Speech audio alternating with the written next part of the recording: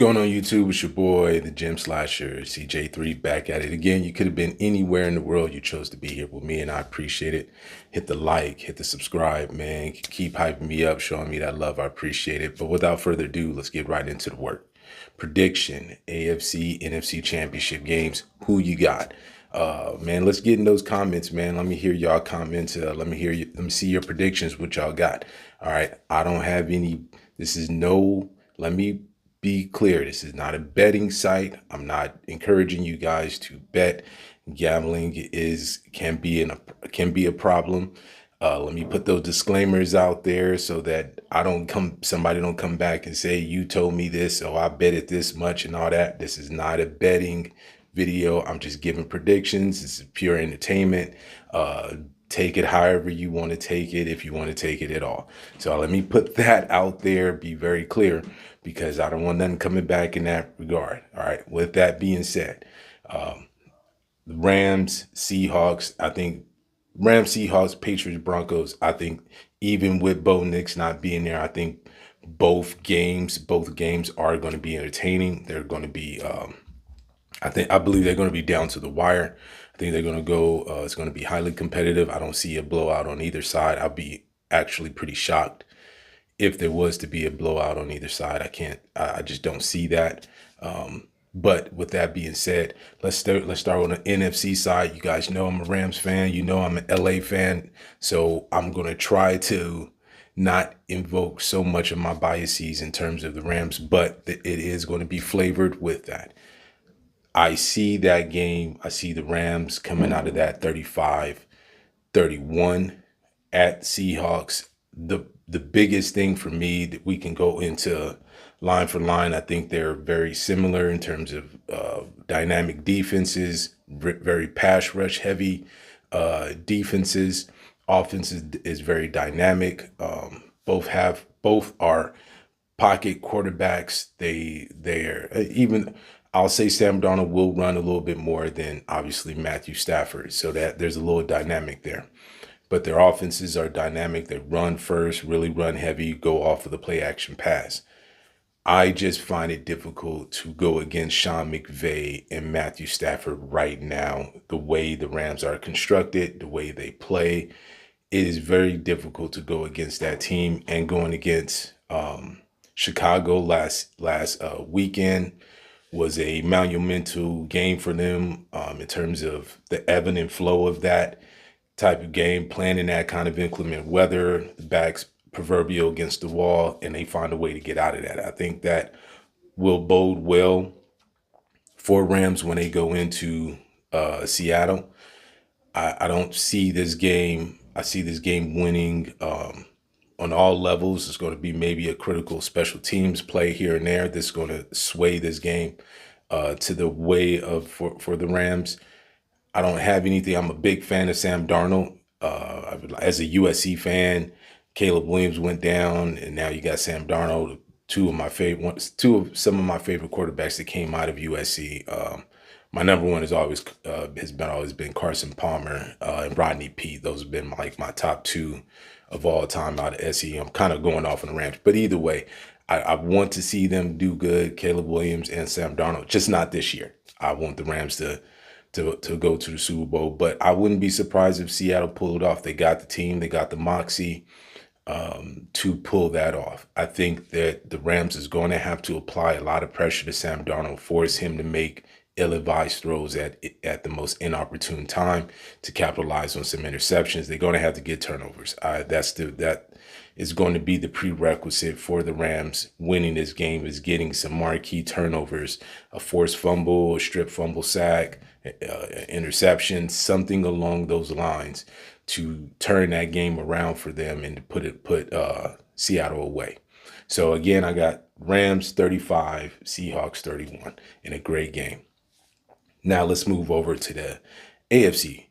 AFC side, we got the Patriots and the Broncos. Traditionally, these are good rivals. Patriots have played the Broncos plenty of times in the Super Bowl with Peyton Manning behind with Denver, and obviously Tom Brady with the Patriots. You still got that Belichick aura because Mike Vrabel then came into that franchise now. So the game, their defenses, both of them are very defense centric. They have so much dynamic defensive players. So it's going to be very interesting to see how they gear up against a Drake May with that Denver Broncos defense, and then how Patriots defense put together a defensive strategy against Stidham and Sean Payton, excuse me. I see that being very difficult for the Patriots because you only have so much of body of work of Stidham to get his tendencies, to know how he throw, what routes he likes to do. Sean Payton believes in him a lot. He paid a lot of money to keep him as a backup in case something was to happen to Bo Nix at any time. So that, to me, that says something a lot. When you have a player that goes down like that and the way they went down, it can either go one way or the other. It can drive a team down in terms of disappointment, despair, or it could galvanize a team to say, we got this. And I've got the sense that they're taking that galvanization of where it's us against them. Everyone is doubting us. And when you got that in the NFL, a motivated professional athlete and collectively as a team, it is really difficult to beat a team like that. And they have the fortune of being at home. So you got the home cooking. You're there, so your routine is not completely off, and you're going to have that support from the fans, and the team is going to be rocking. If Stidham, as long as Stidham, just ride the ship for the first quarter, maybe up until the halftime, the game stays within 3 points, 3 to 6 points, maybe even 7 if Patriots is even up, let's say 7-3 or 7-0, something like that, that's fine.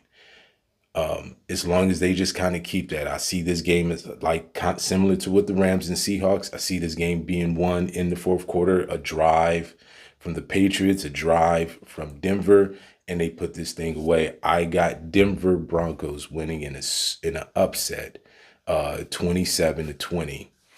Denver pulling the upset off, 27-20. I see it in that kind of range.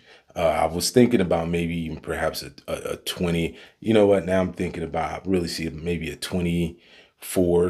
I'm going to keep it in that. I think a 24-21 seems a little bit more appropriate. So I say 24-21 or more. Now I'm talking out loud a little bit more about it. I think it's going to be a little bit more of a tighter game than Seattle and the Rams. I think this is going to be very defensive centric.